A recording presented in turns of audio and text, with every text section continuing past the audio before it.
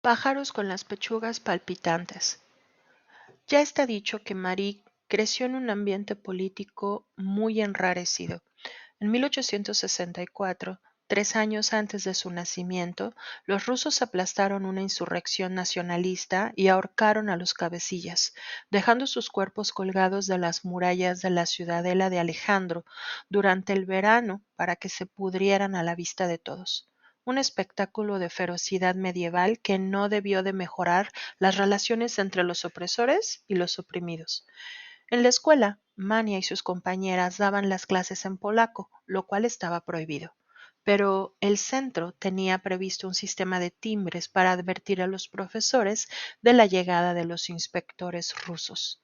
Uno de esos días, Marie y sus 25 compañeras estaban estudiando la historia de Polonia cuando recibieron el aviso. Inmediatamente guardaron los libros y sacaron las labores, tal y como tenían ensayado, de modo que, cuando entró el inspector, las niñas estaban cosiendo jales modosamente.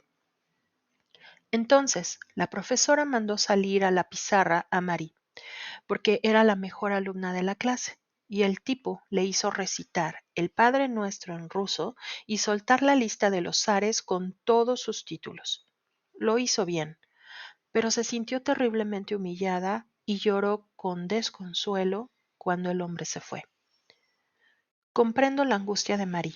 Las preguntas del ruso estaban hechas con la intención de domar y avasallar. Pero, por otro lado, la escena me parece de lo más simbólica. Tal vez el incidente le enseñara a Mania que la mujer que cose es una impostora. O sea, es alguien que sabe mucho más y hace mucho más que pespuntear ojales con mesadumbre, con mansedumbre. Los ambientes revolucionarios siempre han sido favorables al avance de las mujeres. Los momentos socialmente anómalos dejan fisuras en el entramado convencional por donde se escapan los espíritus más libres. Quiero decir que, por esas paradojas de la vida, es posible que la represión rusa ayudara a Marie a romper los prejuicios machistas de la época. Unidos con la resistencia nacionalista, los hombres y las mujeres polacos eran sin duda más iguales. Además, ese entorno efervescente contribuyó a que Marie se, se concienciara y posicionara ideológicamente desde muy pronto. Apenas llegada a la adolescencia, la futura Madame Curie se convirtió en una entusiasta seguidora del positivismo de Comte, que se apartaba de la religión y consagraba la ciencia como única vía para conocer la realidad y mejorar el mundo. Mania, que había abandonado la fe tras la muerte de su madre, se entregó con pasión al romanticismo científico. A los 18 años le mandó a su mejor amiga un retrato que se había hecho junto a su hermana mayor, Bronia, y la dedicatoria decía: a una positivista ideal de dos positivistas idealistas. Por cierto que en ese retrato se le ve rechoncha cual manzana. Pero aún así, a pesar del calor de los ideales y de la lucha nacionalista, me imagino a Marie en esa escuela, siendo la pequeña de 5 hermanos, 4 tras la muerte de la mayor, sin dinero, una simple niña humillada por los invasores. ¿Qué podía esperar de la vida? En nada. La maravillosa novela escrita en estado de gracia por Carmen Laforet a los 23 años, la narradora habla de las amigas de su tía, que antaño fueron unas jóvenes felices y ahora eran mujeres atormentadas y marchitas. Y dice: eran como pájaros envejecidos y oscuros, con las pechugas palpitantes de haber volado mucho en un trozo de cielo muy pequeño. Ese era el destino más probable que le aguardaba a Mania: un trozo de cielo demasiado pequeño y un corazón casi roto después de haberse estrellado una y otra vez contra los límites. No creo que solo por entonces nadie diera un céntimo por la pequeña Slodowska. Pero Marie tenía #ambición. Bueno, la tenía de esa confusa contradictoria manera con la que las mujeres nos relacionamos con nuestras ambiciones. Por fortuna las cosas están cambiando mucho en las últimas generaciones, pero hasta hace apenas un par de décadas, el mayor problema de la mujer occidental consistía en no saber vivir para su propio deseo. Siempre vivía para el deseo de los demás, de los padres, de los novios, de los maridos, de los hijos, como si sus aspiraciones personales fueran secundarias, improcedentes y defectuosas. Y no es de extrañar ese caos mental cuando se nos ha educado durante siglos en el convencimiento de que la #ambición no es cosa de mujeres. En los tiempos de Marie Curie, pretender brillar por ti misma era algo anormal, presuntuoso y hasta ridículo. Y así, sin modelos en los que mirarse y contra la corriente general, es muy difícil seguir adelante. Aunque tengas una vocación, aunque estés convencida de tu valía, porque todo el entorno te está repitiendo una y otra vez que eres una intrusa, que no vales lo suficiente, que no tienes el derecho de estar ahí junto a los varones, que eres una #mutante, fracasada como mujer y un engendro como hombre. ¿Cuántas mujeres bien dotadas han debido romperse frente a esa presión? Como le sucedió a Carmen Laforet. Precisamente ella sabía que tenía un talento literario descomunal y su #ambición estaba a la par de su talento, pero no tuvo fuerza psíquica suficiente para sostener sus aspiraciones en medio del machismo ramplón de la posguerra española. No volvió a escribir nada de la valía de su primera novela, y de hecho escribió muy poco más. Se quebró, se derrumbó. Laforet sí terminó envejecida y oscura, y con la pechuga palpitando de impotencia y asfixia. Por eso, porque era muy duro y arriesgado avanzar a solas, muchas mujeres resolvieron sus ansias de éxito de manera tradicional, vicariamente, pegándose a un varón como ladillas y viviendo del destino de su hombre. Ojo, no me estoy refiriendo a las amas de casa, a las mal llamadas marujas, a esas mujeres estoicas y esenciales en la construcción de la vida, verdaderos pilares de la tierra. No, hablo de las musas profesionales, de esas féminas que solo se emparejan con hombres de éxito.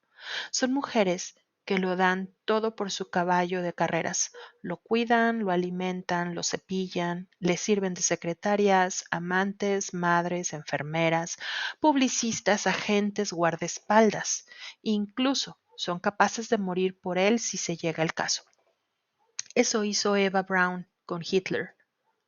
Yo creo que Eva se suicidó en el búnker con el convencimiento de que así pasaría a la historia. Y tuvo razón. Eso sí que es #ambición. Demonios. Me pregunto hasta dónde habría podido llegar Eva Braun si hubiera tenido agallas suficientes para labrarse su propio destino. Trabajando como fotógrafa, por ejemplo, le encantaba hacer fotos y no era mala. Mania también estuvo al borde de la claudicación. En 1890, su hermana Bronia le escribió desde París diciéndole que estaba terminando sus estudios, que se iba a casar y que Marie podía venir a la Sorbona a curso siguiente. Pero la fortuna Madame Curie, pero la futura Madame Curie contestó con esta carta desoladora. Había soñado con París como la redención, pero desde hace mucho la esperanza del viaje me había abandonado. Y ahora que se me ofrece esta posibilidad, no sé qué hacer. Tengo miedo de hablar a papá. Creo que nuestro proyecto de vivir juntos el año próximo le ha llegado al corazón. Quisiera darle un poco de felicidad en su vejez. Por otro lado, se me parte el corazón cuando pienso en mis aptitudes perdidas. Sus aptitudes perdidas. Mania sabe que es buena, pero qué difícil resulta mantener ese convencimiento cuando nadie más te lo confirma. Por otro lado, la vemos aquí a punto de sacrificarse para adoptar el viejísimo papel de la hija que se queda a cuidar a alguno de sus progenitores, porque hashtag honrar a los padres. Pero en realidad, ¿qué era lo que le había sucedido a María en esos años para parecer tan derrotada? Piensa un poco, piensa en lo más obvio. Cierra los ojos durante unos segundos y no sigas leyendo. Piensa y seguro que acertarás. En efecto, cherchez l'homme. Lo que sucedió es que Mania se había enamorado como una becerra y estaba sufriendo graves penas sentimentales. Pero empecemos por el principio. Y el principio es la falta de hashtag lugar de las mujeres, los espacios equívocos en los que se han movido tradicionalmente. Cuando Marie se recuperó de la depresión que había sufrido a los 15 años tras acabar el instituto, tal vez por la muerte de su madre, de su hermana, por la falta de dinero y de opciones para seguir estudiando, buscó empleo para poder pagarle la carrera a Bronia y descubrió que ser institutriz era un fastidio, porque se trataba de una figura indefinida. Eran señoritas cultas y de buena familia, pero desde luego pobres, porque por eso se tenían que poner a trabajar, y su necesidad las asimilaba a la servidumbre. O sea que estaban en una especie de limbo social, supuestamente respetadas como iguales por los señores, pero ocupando una posición tan falsa que la realidad cotidiana se encargaba de ponerlas en su sitio, como decía cruelmente. Esto es, se encargaban de humillarlas una y otra vez. Jane Austen describió con gran finura en sus novelas ese hashtag lugar sin lugar de tantas muchachas desesperadas. Hay que tener en cuenta que hasta el siglo XX la mujer apenas tuvo opciones laborales.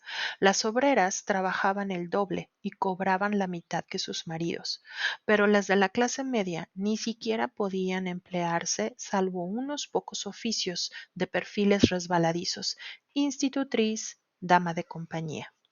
No había más salida que hacer eso o escoger alguna de las tres ocupaciones tradicionales: monja, puta o viuda. Digamos que a través de los siglos, estos tres hashtag lugares han sido prácticamente los únicos que las mujeres han podido ocupar para regir sus vidas por ellas mismas y para hacer una buena carrera profesional: abadesa de un convento, cortesana de lujo, viuda alegre y activa capaz de sacar adelante la empresa o el imperio del esposo fallecido.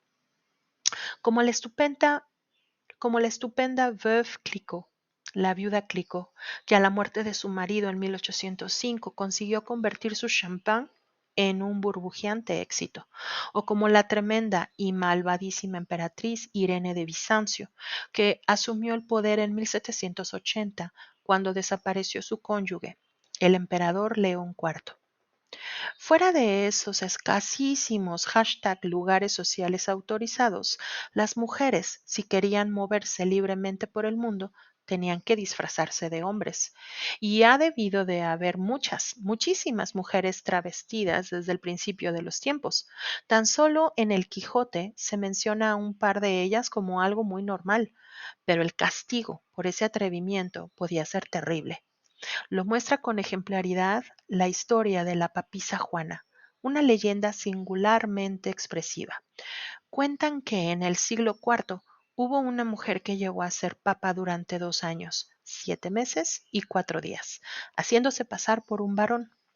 Unos dicen que su pontificado fue entre el 855 y el 857, en cuyo caso hubiera sido Benedicto III, y otros que fue en el 872, lo que correspondería con Juan VIII. El hecho es que Juana nació en Maguncia y era muy inteligente y amante del conocimiento como nuestra Mania, pero como no podía estudiar siendo mujer, se disfrazó de monje. Viajó a Atenas en compañía de otro religioso y allí logró convertirse en una figura intelectual muy respetada, siendo un sabio célebre. Juana marchó a Roma y conquistó de tal modo la ciudad que fue elegida papa unánimemente. Es más, la leyenda cuenta que su mandato fue bueno y prudente, pero se quedó embarazada de su amigo monje, y un día, mientras atravesaba la ciudad con todos los arreos pontificios en medio de una solemne procesión, Juana se puso prematuramente de parto y dio a luz delante del gentío. Imagínate la escena: la tiara dorada, el báculo, las sedas, los soberbios brocados, empapados de sangre femenina y pegoteados con los humildes mocos placentarios. Cuentan que entonces la gente, tan enfurecida como horrorizada, se abalanzó sobre la papisa, que la ataron por los pies a la cola de un caballo y la arrastraron y lapidaron durante media legua hasta matarla. Esto sucedió en una calleja estrecha entre el Coliseo y la iglesia de San Clemente, y se supone que durante siglos estuvo allí instalada una estela que recordaba el evento y que decía así: Pedro, padre de padres, propició el parto de la papisa. Una inscripción que es una verdadera apoteosis del poder patriarcal y entierra bajo una catarata de viriles pez a la insolente intrusa. Por último, también cuentan que después de esa terrible subversión del orden, de ese intento de usurpar el máximo hashtag lugar del hombre en el mundo, no olvides que el Papa es el representante terrenal de un Dios sin duda macho. Se instituyó durante varios siglos un curioso ritual en la elección de los pontífices. Consistía en que, antes de la coronación, el sumo sacerdote se tenía que sentar en una silla de mármol rojo con el asiento agujereado, y entonces el prelado más joven, mm, lo de más joven sería porque a los novatos siempre les toca lo más pringado, o porque les resultaría más agradable al pontífice, le tenía que palpar los genitales por debajo del asiento y después gritar «Habet», o sea, tiene, ante lo cual los demás cardenales contestaban «Deo gracias», supongo que llenos de alivio y regocijo tras confirmar que el nuevo Peter era otro pater. Nada de madres por el momento, por favor.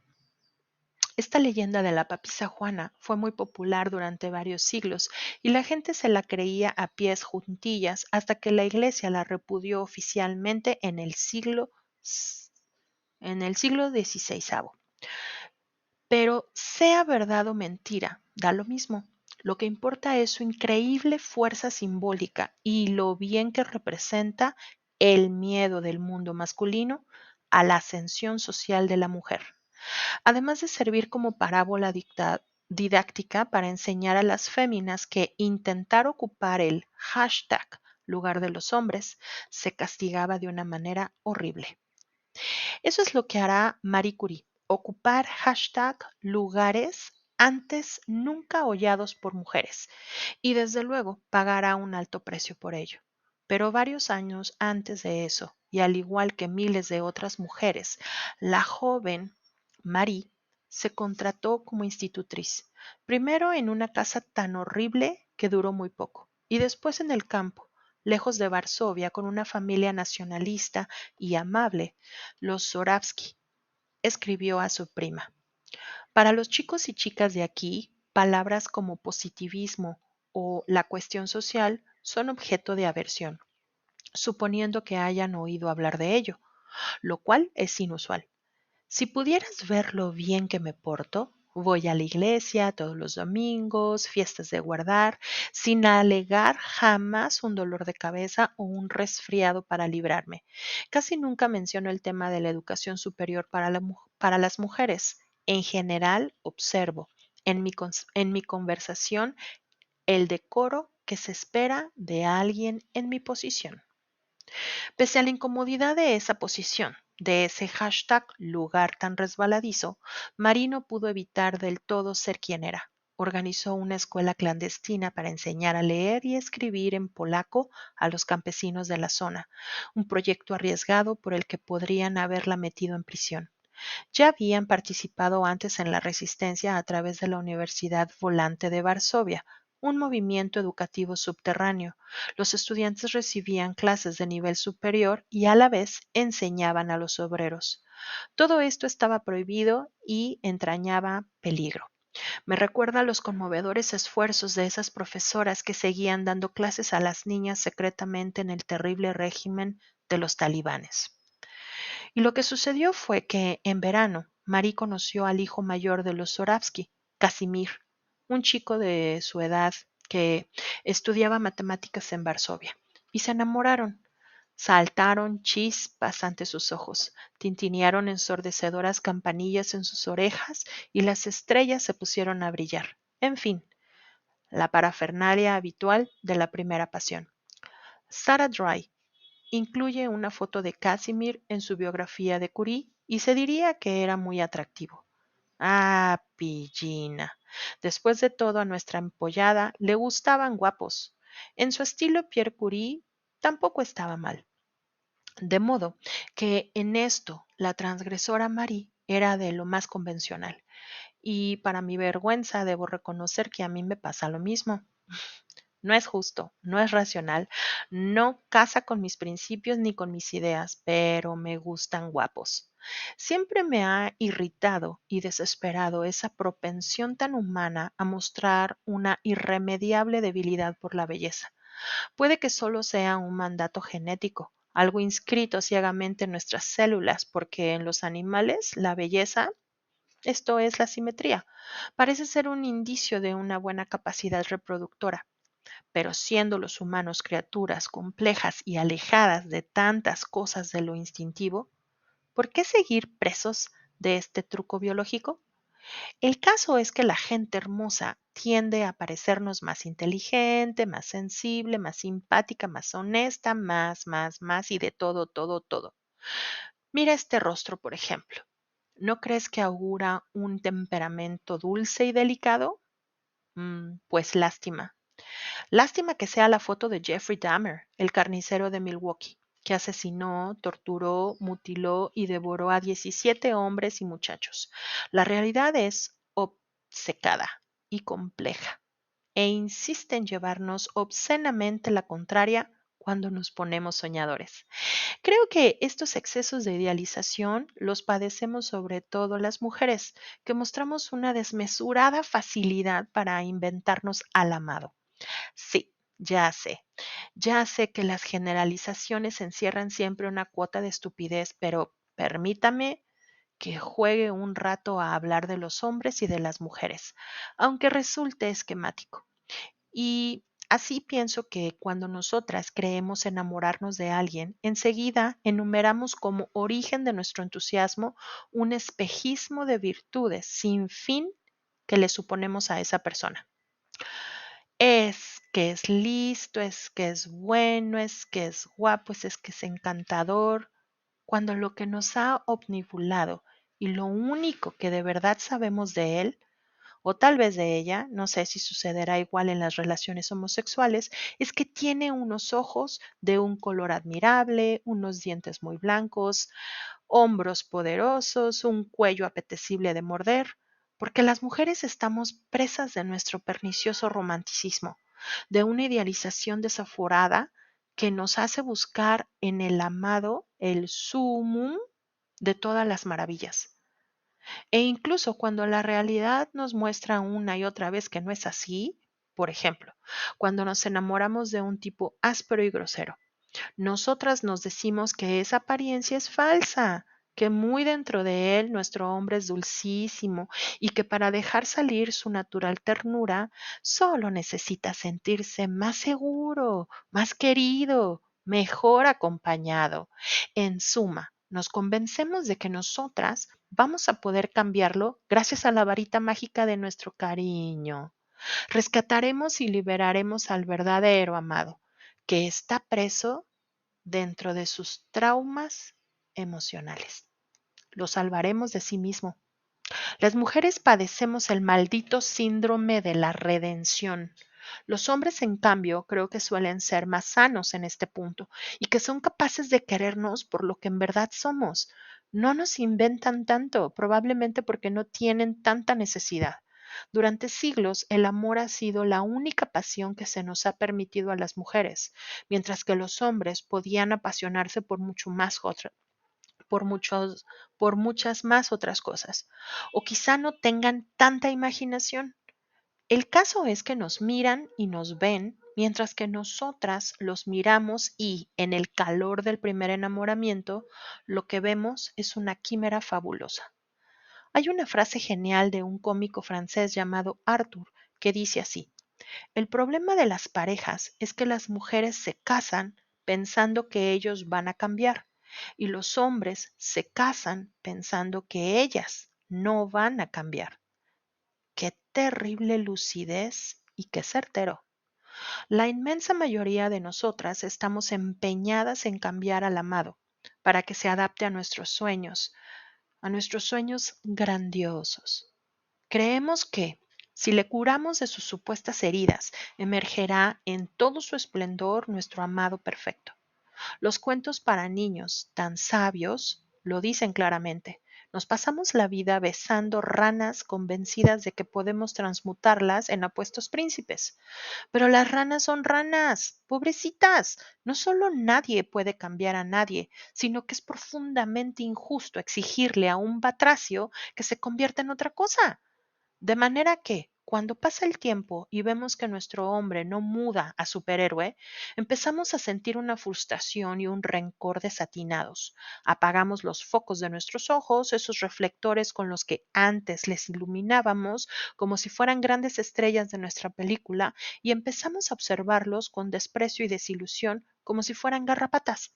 Cuando Arthur dice que los hombres piensan que nosotras no vamos a cambiar, no se refiere a que nos pongamos culonas y echemos celulitis, sino a que se nos llene de aspereza la mirada, a que ya no les mimemos y cuidemos como si fueran dioses, a que nos arruinemos la vida en común con acerbos reproches. A veces este proceso de desencanto es tan feroz que la convivencia se convierte en un infierno para ambos. Patricia Highsmith, formidable domadora de demonios, refleja esta cruel deriva del amor al odio en varias de sus novelas, pero sobre todo en la desoladora Mar de Fondo. En cambio, creo que nosotras les parecemos a ellos desde el principio unas ranitas preciosas. En eso son menos exigentes, más generosos. Envidio la naturalidad con la que nos ven y nos desean.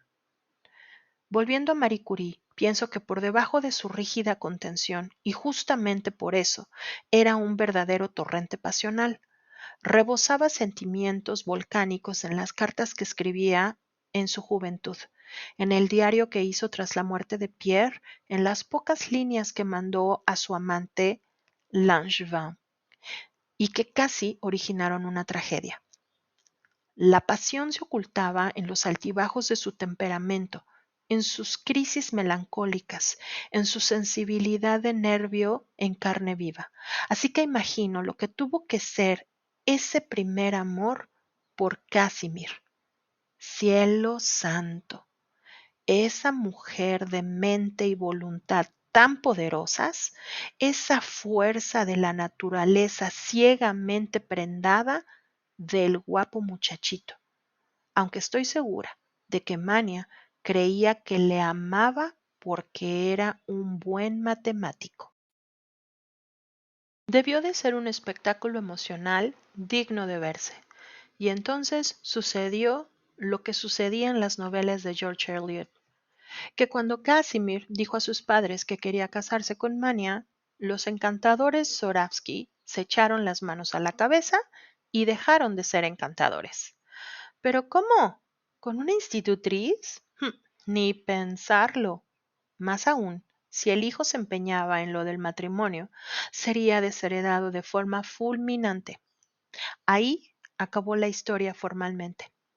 Y en el colmo del dolor y la humillación, Marie tuvo que seguir como institutriz de los Zoravsky durante 2 años más, hasta acabar con el contrato, haciendo como que no había pasado nada. Tuvo que ser muy penoso, desde luego. Para peor, la historia con Casimir no había terminado del todo. Es de suponerse que el chico se movía en un mar de ambigüedades, que decía y se desdecía sin atreverse a romper con la familia. Y supongo que Mania mantuvo más allá de lo razonable la esperanza de que él cambiaría. ¿Te suena en algo esto? El caso es que la última entrevista con Casimir fue en 1891, poco antes de irse a París, lo que quiere decir que esta maldita historia, o no historia, duró casi 5 años. Y esos fueron los tiempos más difíciles, una época de pena y plomo que casi acabó con Marie. Escribió una carta a su hermano que decía: ahora que he perdido la esperanza de llegar a ser alguien, todas mis ambiciones las deposito en Bronia y en ti. Vosotros dos, al menos, debéis dirigir vuestras vidas conforme a vuestros dones. Estos dones que sin duda existen en nuestra familia, no deben desperdiciarse. Cuanta más pena siento por mí, tanta más esperanza tengo por vosotros. Siempre la conciencia de los dones y la desmoralización, la incapacidad de asumir la enorme lucha que conllevaría intentar desarrollar su propio talento. Querida Bronia, he sido estúpida, soy estúpida y seguiré siéndolo el resto de mi vida. O tal vez debería traducirlo a un lenguaje más claro. Nunca he sido, no soy ni seré afortunada. Esta vehemencia en la autoflagelación es típica de la enamorada que siente que se ha puesto en ridículo. ¿Por qué otra causa puede decir una mujer con tanta desesperación que ha sido, es y será una estúpida si no es porque se le ha roto el corazón? Son palabras que parecen sacadas de un melodrama sentimental, por lo obvias. El desamor es tópico, ridículo, monumentalmente exagerado, pero duele. ¡Ay, cómo duele! Parece mentira que el fin de un espejismo amoroso que tal vez solo ha durado unas semanas puede sumirte en semejante infierno. Ya se sabe que sufrir de mal de amores es como marearse en un barco. A la gente tu estado le parece divertido, pero tú te sientes morir. En 1888, mientras aguantaba la amargura de seguir trabajando en la casa de quienes la habían rechazado como nuera, Mania escribió esta carta a una amiga. He caído en una negra melancolía. Apenas tenía 18 años cuando llegué aquí, y ¿qué será lo que no haya padecido? Ha habido momentos que contaré entre los más crueles de mi vida. Y esto lo dice una muchacha que ha vivido la muerte de su hermana mayor y de su madre antes de los 11 años, pero le parecía que la herida sentimental era más insoportable, más feroz.